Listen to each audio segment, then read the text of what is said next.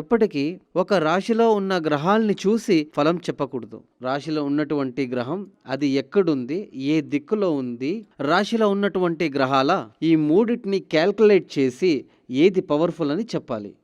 ఇక్కడ శివబాలన్ జాతకంలో 10వ స్థానంలో ఉన్న రాహు పవర్ఫుల్గా ఉన్నాడు. అలాంటప్పుడే ఇతనికి పర్మనెంట్గా ఉండే ఉద్యోగం దొరకదు, ఎప్పటికీ దొరకదు. 10వ స్థానంలో ఎవరికి రాహు ఉంటాడో వాళ్ళంతా ఇలా ఊరు సుత్తుతూనే ఉంటారు, పరిగెడుతూ ఉంటారు. ఎగ్జాంపుల్ ఇలా మార్కెటింగ్ ఉద్యోగం చెప్పొచ్చు. మార్కెటింగ్ లైన్లోనే వాళ్ళు పని చేయొచ్చు.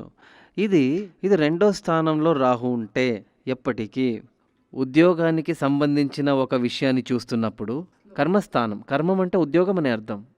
మీరు బ్రాహ్మణులు కొంతమంది కర్మం అంటే అశుభమని భావిస్తారు, అది కాదు. కర్మం అంటే జ్యోతిష్యంలో ఉద్యోగం అని అర్థం.